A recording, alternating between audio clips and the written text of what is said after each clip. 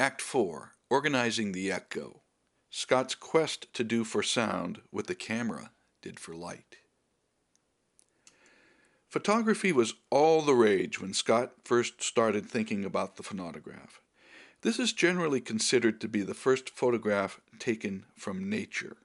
An 8-hour exposure, it was made in 1826 in France by Joseph Niepce. It's the view from the second-story window of his country house.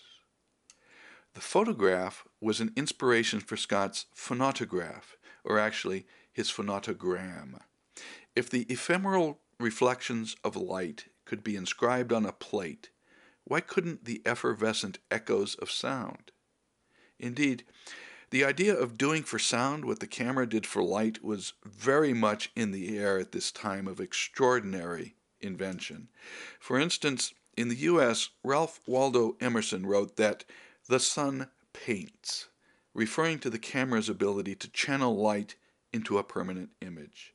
He then predicted, "Presently we shall organize the echo, as now we do the shadow."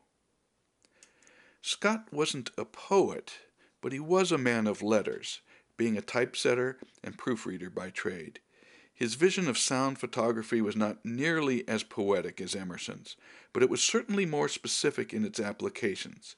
He wrote, and here I paraphrase, "Is there a possibility of achieving for sound a result analogous to that now attained for light by photography? Can the musical phrase escaped from the singer's lips write itself without the musician's knowledge on a docile paper, and leave an imperishable trace of fugitive melodies? Will one be able to place between two men an autographic stenographer that preserves their discussion in its minutest detail while adapting to the speed of their conversation?" Automatic stenography was an application to which Scott was naturally drawn. His father had published a book on the subject in 1849, and as a typesetter he saw great advantages in working from transcripts made by the author's own voice, free of the imperfect interventions of a human interpreter.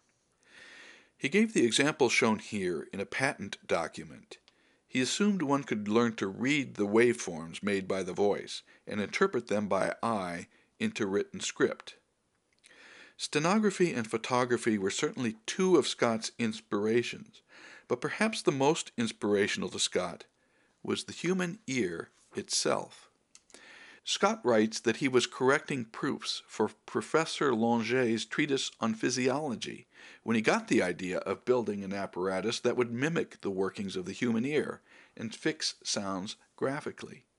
Similar devices had appeared before, but none of them took sounds out of the air. Scott's singular realization was that energy from airborne sounds could be inscribed onto a permanent medium over time. To his knowledge and to ours, no one had done that before. He tells us that he made his first artificial ear experiments in 1853 or 1854.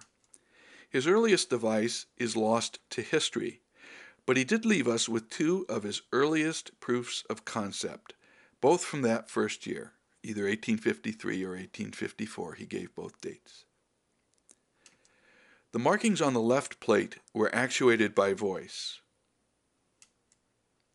The markings on the right were actuated by a guitar.